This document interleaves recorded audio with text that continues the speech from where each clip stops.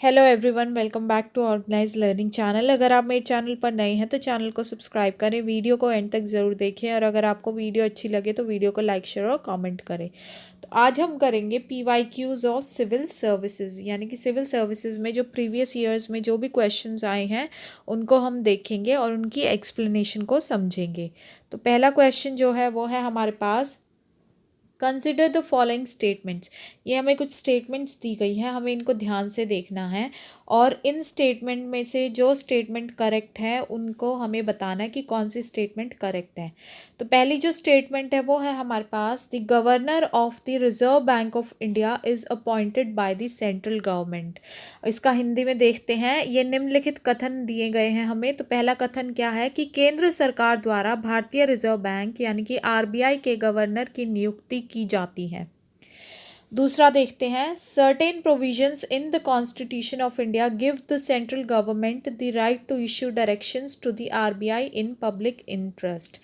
इसका हिंदी वर्जन है, भारतीय संविधान के कतिपय प्रावधान केंद्र सरकार को जनहित में RBI को निर्देश देने का अधिकार देते हैं। और थर्ड स्टेटमेंट क्या है कि the governor of the RBI draws his power from the RBI act, यानी कि RBI का गवर्नर अपना अधिकार या पावर RBI अधिनियम से प्राप्त करता है। तो इनमें से हमें करेक्ट स्टेटमेंट या उचित जो कथन है वो बताना है। तो जो इसका सही ऑप्शन होगा वो होगा 1, 2 एंड 3। ये तीनों ही स्टेटमेंट, यानी कि पहली जो स्टेटमेंट है वो भी ठीक है, दूसरी भी ठीक है और तीसरी भी। तो अब हम इसकी एक्सप्लेनेशन देखते हैं। तो ऑप्शन डी हमारे पास ट्रू हो चुका है, यानी कि स्टेटमेंट्स 1, 2 एंड 3 आर ट्रू। तो पहली स्टेटमेंट क्या है हमारे पास कि the governor of the RBI is appointed by the central government for a period of 3 years and can be extended in special circumstances for another 2 years।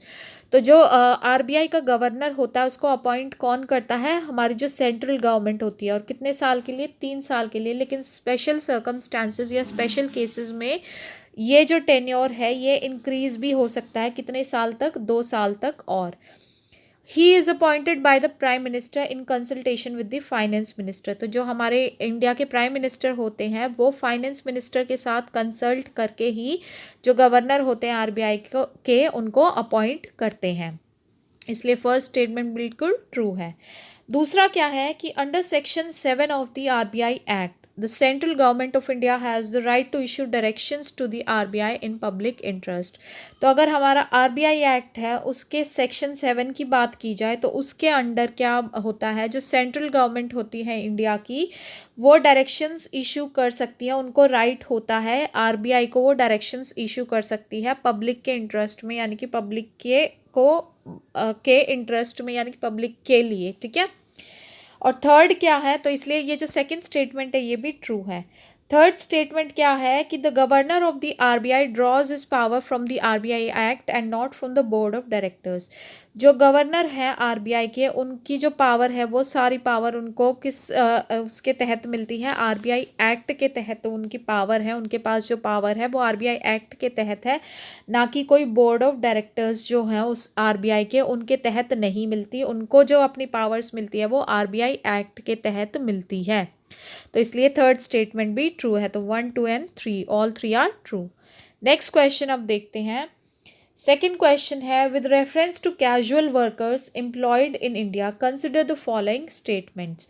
Bharat में नियोजित अनियत मजदूरों के संदर्भ में निम्नलिखित कथनों पर विचार कीजिए। तो पहली स्टेटमेंट क्या है? कैजुअल वर्कर्स को जो एम्प्लॉय कर लेते हैं या जो टेम्पररी वर्कर्स जिनको हम बोल सकते हैं, तो उनके रिगार्ड्स में क्या स्टेटमेंट जो है, इनमें से ये 3 स्टेटमेंट है वो उनमें से कौन सी करेक्ट होगी? पहली स्टेटमेंट क्या दी गई है? All casual workers are entitled for employees provident fund coverage. सभी अनियत मजदूर कर्मचारी भविष्य निधि सुरक्षा के हकदार हैं। दूसरी स्टेटमेंट क्या दी हुई है? All casual workers are entitled for regular working hours and overtime payment. तो जो सभी अनियत मजदूर नियमित कार्य समय एवं समयोपरि भुगतान के हकदार हैं।